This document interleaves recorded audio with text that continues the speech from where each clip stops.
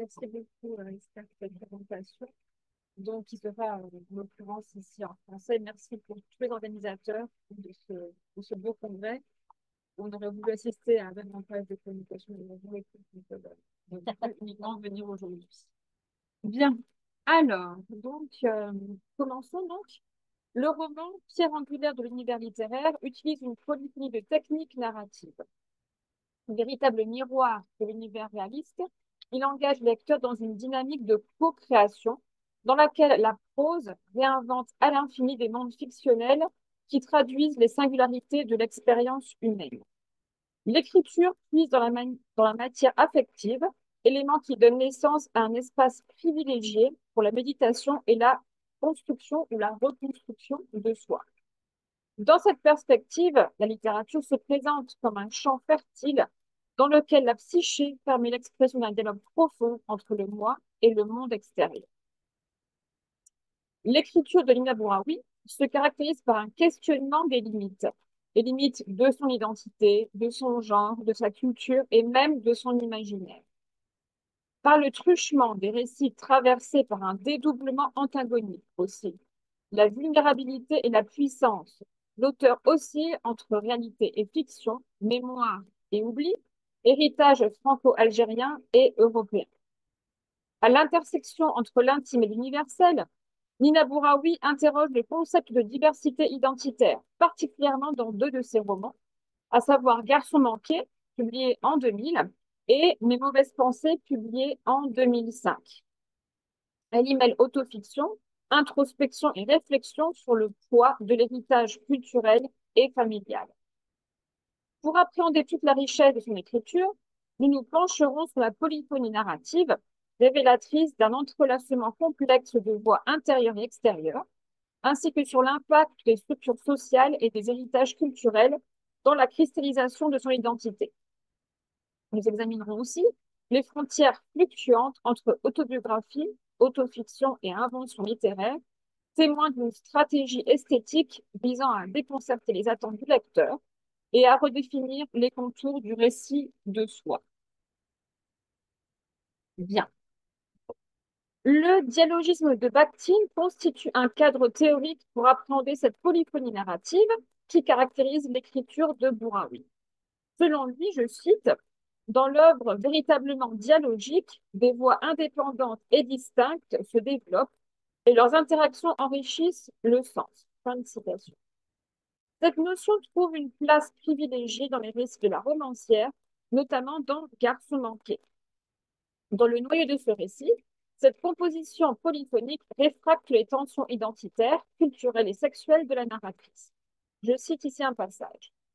Je ne sais pas qui je suis, une et multiple, menteuse et vraie, forte et fragile, fille et garçon. Fin de citation. Ce passage verbalise une incertitude identitaire où la narratrice se perçoit comme un être intriqué, androgyne. Bakhtin souligne que la polyphonie narrative favorise l'expression, je cite, d'un dialogue continu entre les voix, chacune portant un horizon de sens différent. Fin de citation. Chez notre romancière, ces voix se chevauchent dans un récit où la narratrice dialogue avec son passé, ses figures familiales et ses multiples identités. La pluralité des perspectives est particulièrement visible dans les tensions entre les héritages culturels, maternels et paternels. Donc, pour les personnes qui ne la connaissent pas très bien, je vous dis tout simplement que Nina Bouraoui, en fait, est issue d'un couple mixte. Donc, sa mère est bretonne, française bretonne, et son père est d'origine algérienne. Elle naît à Rennes dans les années 60, je crois en 1967 concrètement, et elle passe en fait toute sa jeunesse jusqu'à 14 ans en Algérie, d'où elle est complètement arrachée, hein, et finalement elle va voyager dans sa jeunesse, donc aussi bien en Suisse qu'en France, notamment à Paris aussi. Donc voilà en fait, si vous voulez, ici ce tiraillement en fait, entre deux cultures, hein, qui a priori eh bien, semble opposé. Bien. Lorsque la narratrice déclare, juste encore, j'écrirai en français en portant un nom arabe, fin de citation, ceci explicite le paradoxe linguistique et culturel de son écriture. Bourdieu le qualifie ici, et je cite une expression de Bourdieu, nouvelle morale thérapeutique qui se tourne vers soi-même afin de se retrouver dans son équilibre. Cela confirme la tendance à psychologiser ce rapport au corps, intrinsèquement lié à l'exaltation du moi, marqué par l'égocentrisme et un individualisme exacerbé. Et je cite encore Bourdieu ici. L'inconscient n'est jamais en effet que l'oubli de l'histoire, que l'histoire elle-même produit en incorporant les structures objectives qu'elle produit dans ses quasi-natures qui sont les habitudes. Fin de citation. Dans les deux romans qui nous concernent, l'habitus se manifeste à travers les tensions constantes entre appartenance et altérité.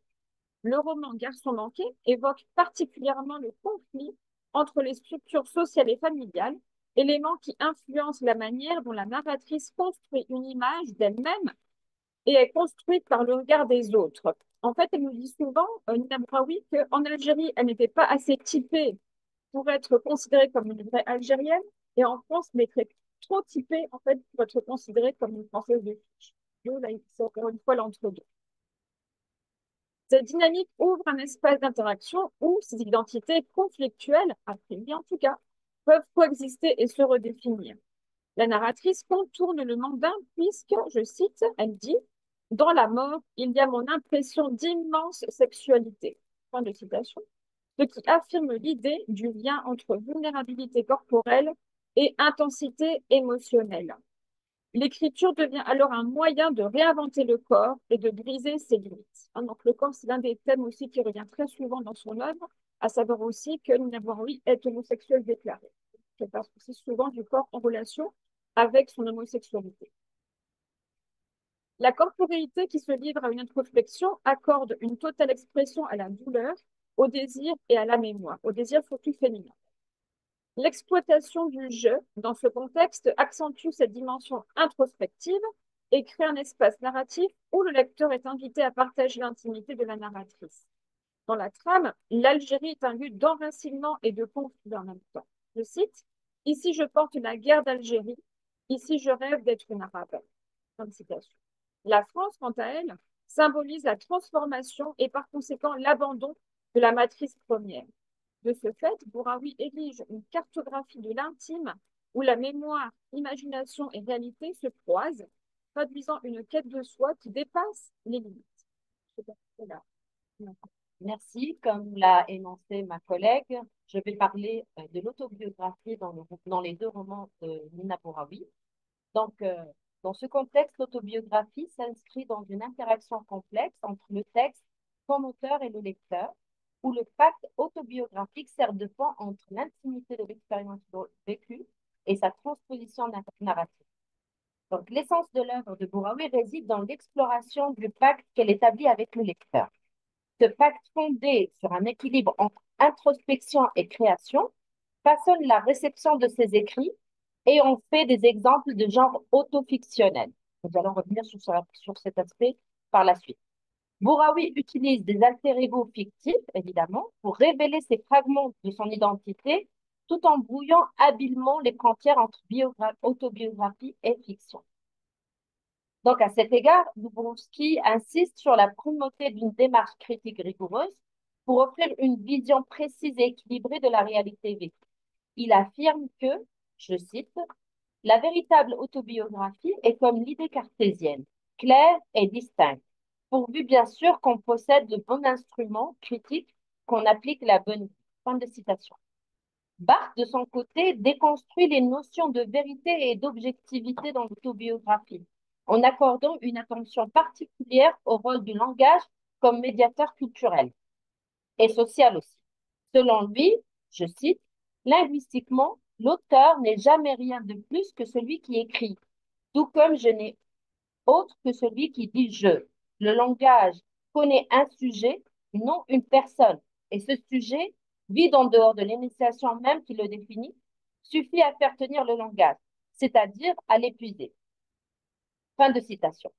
Ainsi, le récit de soi demeure indissociable des systèmes de signes qui structurent la culture et la société, rendant toute quête d'authenticité problématique. La subjectivité inhérente à la narration autobiographique est au cœur de la réflexion de Barthes qui subvertit l'ordre établi entre le lecteur et l'auteur. Il affirme que, je cite, la naissance du lecteur doit se payer de la mort de l'auteur, fin de citation, déplaçant ainsi le centre de gravité du texte vers le lecteur, désormais au point focal de l'interprétation. Donc, les récits de soi apparaissent dès lors comme des mosaïques, souvent en dialogue ou en tension avec d'autres textes et contextes culturels. Barthes invite ainsi à une lecture critique de l'autobiographie qui embrasse son hétérogénéité et son interconnexion avec un spectre plus large de discours. Par ailleurs, le pacte autobiographique, introduit par Lejeune, offre une perspective pertinente pour analyser les frontières floues entre autobiographie et autofiction dans l'œuvre de Nina Bouraoui. Selon Lejeune, je cite, l'autobiographie repose sur un pacte explicite ou implicite qui établit une identité entre l'auteur, le narrateur et le personnage principal. Fin de citation. Bouraoui, cependant, joue avec ce pacte en mêlant des éléments autobiographiques à des inventions fictives caractéristiques de la autofiction. Dans Mes mauvaises pensées, cette ambivalence entre le jeu réel et le jeu fictif permet à Bouraoui d'explorer des thématiques intimes, comme par exemple la sexualité, la mémoire et la quête identitaire, tout en poussant le lecteur à remettre en question la dimension factuelle du texte. Donc, Bouraoui superpose autobiographie et autofiction afin d'estomper les frontières entre réalité et fiction. Dans Mon mauvaise pensée, elle déclare: je viens vous voir parce que j'ai des mauvaises pensées. Je porte quelqu'un à l'intérieur de ma tête. Fin de citation. Cette affirmation reflète l'intrication du moi réel et du moi fictif.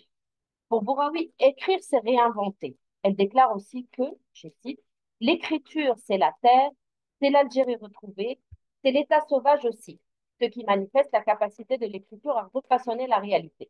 Selon le jeune, la lec- le lecteur est ainsi invité à lire les romans non seulement comme des fictions renvoyant à une vérité de la nature humaine, mais aussi comme des fantasmes révélateurs d'un individu. J'appellerai cette forme indirecte du pacte autobiographique le pacte fantasmatique. Donc, Bouraoui établit un pacte fantasmatique où le lecteur est invité à accepter la coexistence de fragments autobiographiques et d'inventions, ce qui enrichit l'interprétation de son œuvre. Dans cette optique, les œuvres autofictionnelles se dévoilent comme des explorations des imaginaires personnels de l'auteur. Ceci permet d'aller au-delà de la fidélité de la réalité pour toucher des vérités beaucoup plus intimes et universelles. Donc, dans Garçon manqué, Bouraoui plonge dans une introspection où le personnage principal, éco-manifeste de l'auteur, explore les complexités de son identité. La narratrice affirme: ici, je porte la guerre d'Algérie. Ici, je rêve d'être une arabe pour ma grand-mère algérienne, pour Rabia Baraouia. Fin de citation. Cette déclaration insiste sur le lien intime et émotionnel que la protagoniste a entre son héritage algérien et la terre, l'Algérie.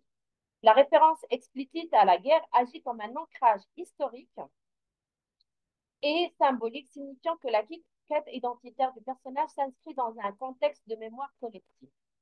L'aspiration à embrasser pleinement son héritage arabe traduit une quête de réconciliation avec ses origines. La figure de la grand-mère devient un symbole central de cet enracinement qui évoque une transmission intergénérationnelle.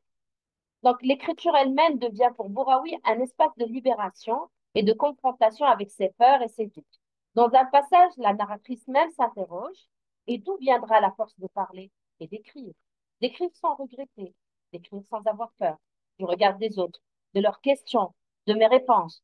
Comment contrôler toute cette petite vérité? Donc, ce passage est révélateur parce qu'il illustre les défis émotionnels et psychologiques de l'écriture où le besoin d'authenticité s'oppose à la crainte de jugement. La métaphore de la petite vérité traduit cette tension entre le désir de sincérité et de vulnérabilité qu'elle engendre. Donc, l'écrivaine explore ici l'écriture comme un acte de courage contre les attentes extérieures. Dans Mes mauvaises pensées, cette dynamique se poursuit avec intensité. Bouraoui écrit: l'écriture, c'est la terre, c'est l'Algérie retrouvée, c'est l'état sauvage aussi. Tout mon amour pèse sur ma main qui écrit. J'écris ce que j'aurais dû vivre. Je couvre la terre quittée. Fin de citation. Par ces mots, l'auteur redéfinit l'acte d'écrire comme un pont vers son pays natal, un outil de réconciliation avec son passé et son héritage. L'Algérie devient un paysage intérieur, un espace mental et émotionnel qu'elle revisite à travers sa prose. Bouraoui tisse une toile complexe où mémoire et imaginaire se rencontrent, où passé et présent cohabitent dans une célébration d'un héritage à la fois douloureux et riche. L'écriture, pour elle, est un moyen de réinventer ses racines, de sublimer les pertes et de construire un territoire intime où la complexité de ton identité trouve enfin une forme de cohérence. Cette approche ancrée dans le pacte fantasmatique transcende les frontières de l'autobiographie traditionnelle pour offrir une vision multidimensionnelle de la vie intérieure de l'auteur. Ainsi, à travers Garçon manqué mais mauvaises pensées, Bouraoui explore les confins de l'écriture comme espace de quête identitaire et de réconciliation. Donc, son œuvre devient un laboratoire de l'identité où chaque mot révèle, interroge et reconstruit les multiples facettes d'un moi profondément ancré dans l'histoire et l'émotion. La phrase «Moi je me déplace du réel à un monde qui n'existe pas», fin de citation, révèle un basculement entre l'univers tangible et imaginaire.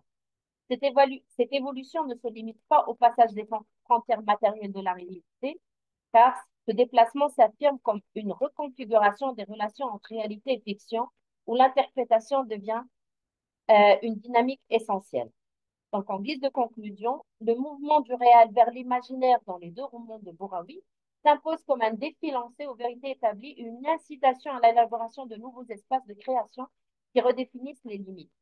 La littérature se révèle alors comme un terrain de transformation pour reconfigurer la réalité et explorer les potentialités infinies de l'esprit humain. Je vous remercie pour votre attention.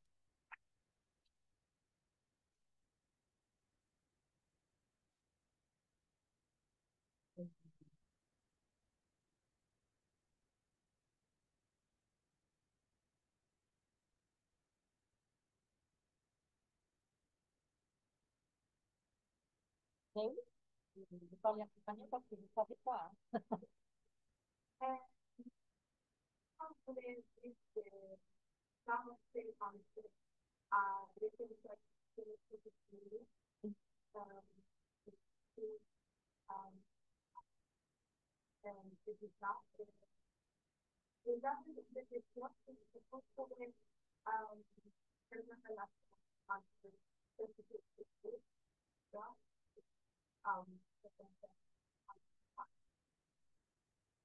Le concept d'écriture féminine, vous voulez dire, n'est-ce pas? Alors, elle, en fait, déjà, nous deux, on a parlé beaucoup d'autobiographie et d'autofiction, mais en fait, quand on l'écoute parler, surtout dans les interviews, elle dit qu'elle est contre ce type de concept. Elle dit que non, que pour elle, tout ce qui doit être retracé implique une subjectivité telle qu'elle elle renie, en fait, si vous voulez, des personnes qui peuvent parler de son œuvre en tant qu'autobiographie, en tout cas en tant qu'autofiction. Maintenant, en ce qui concerne l'écriture féminine, c'est quand même complexe dans le sens où déjà elle, en fait, personnellement, elle a eu en tout cas quand elle était enfant un gros problème en fait de détermination de genre. Elle s'assimilait plutôt en fait aux garçons, à la jante masculine que féminine. Donc elle n'est pas du tout transgenre, hein, c'est pas du tout son cas, on va dire. Mais c'est vrai que au niveau identitaire, elle a eu de gros soucis. Surtout que, imaginez-vous, à l'époque, elle n'était pas encore en Algérie. Donc c'était d'autant plus difficile en fait de pouvoir se trouver en tant que femme ou en tant qu'homme aussi, hein.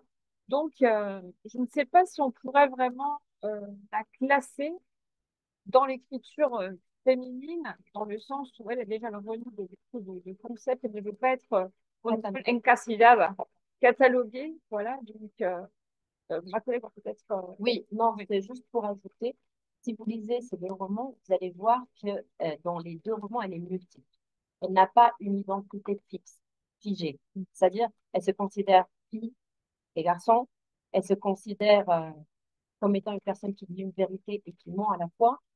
C'est une fragmentation identitaire par excellence. Donc, elle-même, elle ne peut pas se caser dans un lieu et la caser dans la littérature féminine, c'est un peu risqué. Moi, je trouve que c'est plutôt une autre littérature, une littérature fragmentée, cette littérature multiple, elle est multiple, elle est habitée par plusieurs cultures, par plusieurs langues, même si elle ne parle pas l'arabe, elle est habitée par plusieurs paysages, l'Algérie, la France, donc la Suisse. Donc effectivement, moi je considère qu'elle est inclassable. Oui. Oui.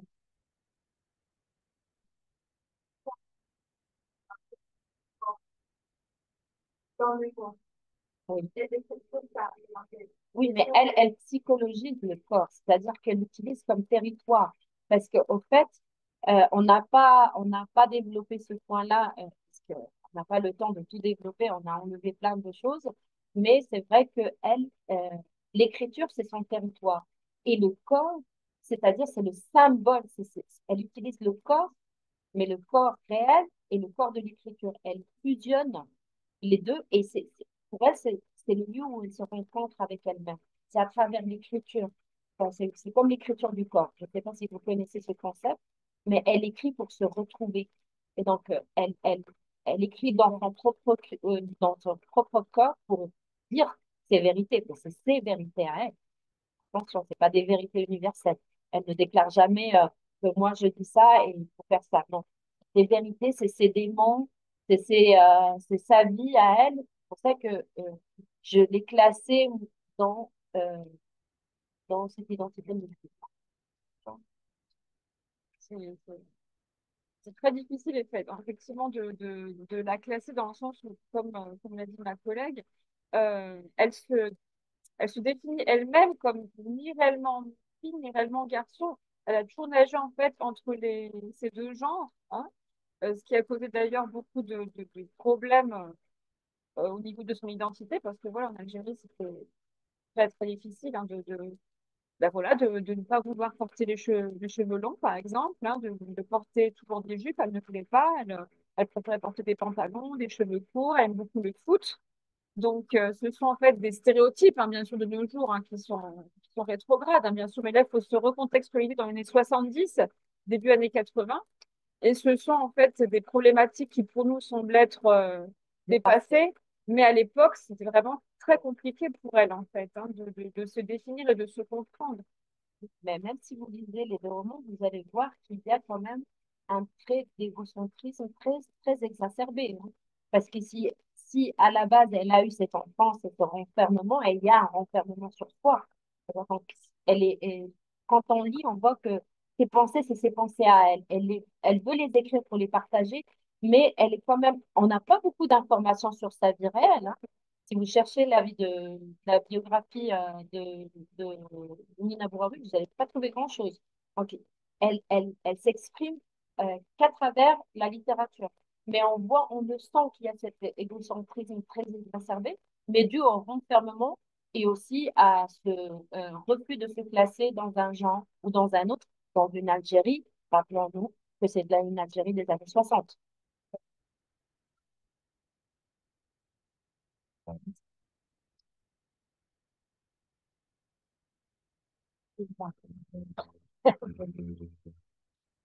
Quel roman on peut choisir pour travailler avec un collègue? Par exemple, je travaille au théâtre. Dans quel roman on peut choisir pour connaître l'hiver et faire une adaptation théâtrale? Oui, moi, ce que je fais avec les écrivains africains, c'est-à-dire ici, nous ne sommes pas penser deuxièmement l'étranger. Additionnement, pour le deuxième alimentation. Donc, si nous voulons transmettre la littérature bien plus en français francophone, bien plus africaine, c'est encore plus difficile. Donc, nous ne sommes pas de langue étrangère. Comment nous faisons? Comment faisons-nous? Alors, je vais faire à travers les théâtres. Donc, pour que une écrivain c'est intéressant, quel roman tu peux choisir au niveau d'adaptation théâtrale et aussi facile à lire. Oui. Alors déjà, ce sont les élèves, les étudiants, les ont adapté, ils vont créer l'histoire. Ben, ce sont des théâtres, 15, 20 minutes, pas plus. Oui. Et comment podemos para que nuestros alumnos que se van para extranjera conozcan esta escritura, qué novela podemos hacer que sea fácil de leer y que ellos puedan ver una historia de este teatro, de este libro, que capte todo el sentido. Alors, voilà, Garçon manqué, mais une mauvaise pensée, ce sont des romans qu'on peut lire facilement. On peut lire facile, c'est pas difficile à lire. C'est une écriture qui est linéaire, qui est facile à lire. C'est pas une écriture complexe, je trouve. Hein. À la base, il faut voir si les étudiants ils aiment lire. Hein. Il faut aimer la lecture pour pouvoir les lire. Moi, plutôt que de me centrer sur un roman précis, moi, je prendrais des passages du Garçon manqué et me reprendrais voilà, et faire une adaptation. Parce qu'il y a des passages qui sont très, très intéressants dans le Mauvais français, mais aussi dans Garçon manqué. Garçon manqué, c'est fortement autobiographique. Il y a des échos entre les... Il y a des échos, oui, bien sûr. Il y a tout ce qui est contexte. C'est comme Annie-Arnaud. Et à travers ce novelle, Annie-Arnaud va apporter des... Voilà. On ne peut pas choisir un seul roman, mais on peut choisir des passages, plutôt des chapitres de chaque roman, faciles, et les adapter. Et les adapter dans le sens où qu'il y ait une cohérence. Très facile à faire avec ces deux romans. C'est pour ça que je les ai choisis. Alors, elle a écrit pas mal de romans. Mais ces deux-là, ils ont une connexion spéciale. Oui, on travaille ces romans avec, bien sûr. On travaille dans la littérature francophone, dans les... Facilement, non, tu les Moi, connais mieux c'est d'ailleurs. moi qui les travaille. Oui. Moi, c'était plutôt La Voyage interdite. C'est les premiers grands romans que tu as. Il y a mis le bruit de Charles Chaud à la... Moi, j'avais entendu, évidemment. Je travaille, le roman de Nina Bouraoui, mais dans le concept de littérature homosexuelle du Maghreb. Donc, voilà, j'ai choisi Abdelakaya qui est au Maroc, Nina Bouraoui, algérienne d'origine, et je fais un petit aperçu sur la littérature homosexuelle au Maghreb, surtout le nord. Voilà, c'est le Maghreb, c'est le Grand Maghreb. Je parle du Maroc, de la Tunisie, l'Algérie. Voilà. Voilà. Mais je ne travaille pas comme littérature féminine. Enfin, non.